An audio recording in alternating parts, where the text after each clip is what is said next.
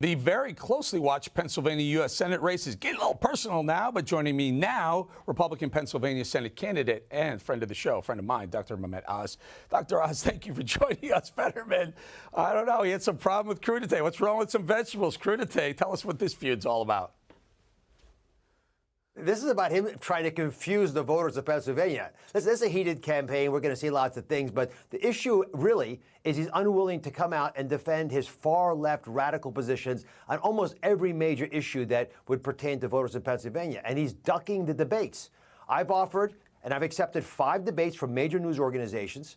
And all he's got to do is say yes to a couple of them. He's in previous campaigns agreed to debate, but not this time. Not this time he's ducking, and he's not actually telling us why. If he's got a health problem, I'm a doctor, I understand. You know, I know he had a crippling stroke. If it's an issue, we'll figure out ways of allowing him to participate in the debate. But he's got to come forward. He's given a total of 15 minutes of a speech, 2 speeches, over the course of the entire 3.5 months of our general campaign. He's answered 0 questions. I've done 170 events crisscrossing the Commonwealth. I'm hearing what voters have to say. The first thing a doctor does is hear what the patient says. I do the same thing in politics. Listen to folks. They're telling me that they're horrified by what's happening with cost of living. They're scared about their city streets. They don't like the sanctuary cities that Fetterman's brought to us at the open border. All these issues that he's put on top of us, he's not one to defend. Maybe it's, and I don't want to run the sound because I don't have enough time to do it, but he's defended legalizing heroin. You know, I have my issue. I'm a libertarian, so I kind of don't hate that. But he's also defending letting prisoners out of jail. Weigh in a little bit on that before we move on to the next subject. Well, we've got the highest murder rate ever in Philadelphia. 561 men, mostly black men, murdered last year in Philadelphia, and he's opening up the prisons. He says there should not be life sentences. He's pretty clear about the fact that sanctuary cities are fine.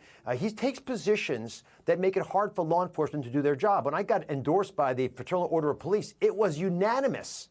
They were so angry about how badly he treats them, both personally, but also as lieutenant governor, and how he undermines their ability to keep our streets safe. We can't hire law enforcement in Pennsylvania anymore. Frankly, we're losing a lot of people who generally run towards the problems. We're losing teachers, we're losing firemen, because people like John Fetterman with his far-left radical positions continually undermine people trying to do good. You know, I heard this soundbite the other day, and it ticked me off. My blood started to explode. When the Republicans, the conservatives, need the Senate seat in Pennsylvania. They need Ohio. They need some of the ones that are close. They need Georgia. When McConnell said this, I feel this was a shot at you, J.D. Vance, and Herschel Walker when he said this. Take a listen to this. I think there's probably a greater likelihood the House flips than the Senate. Senate races are just different. They're statewide.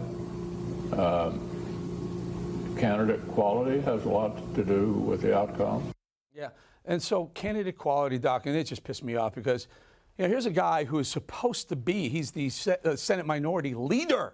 He's supposed to turn that Senate back to conservatives, to Republicans, and he's questioning the Senate quality candidates. Your thoughts? What do you say to Mitch McConnell? You know, Eric, well, I tell you, I've been talking to him continually, and the point he was trying to make, I think, is that it matters that we're high quality. But he's put $34 million into my campaign. I'm going to say it again.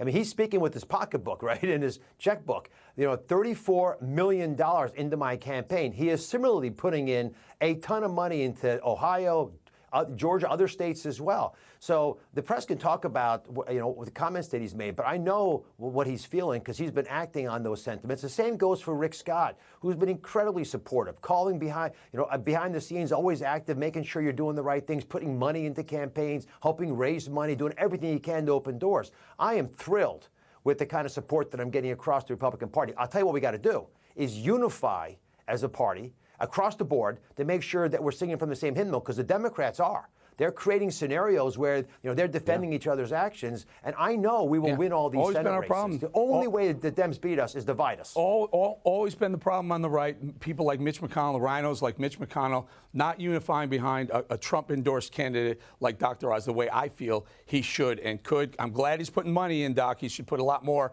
Those 3 seats are very, very important. Before we go, you mentioned something about a way a doctor diagnoses and treats a patient. One of the first things I know, I have a lot of doctor friends who say, when the patient walks in, I see what they look like. I want to see if they look healthy, if they look good.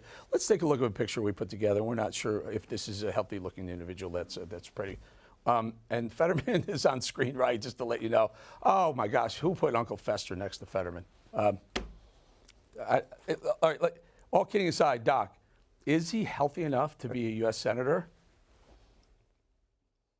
I don't know, and I'm a physician who knows this area that he's suffering from pretty well, but it's not my position, nor is it appropriate for me to comment specifically on his condition. But he's got to come forward and be transparent with the voters of Pennsylvania about why he's not participating.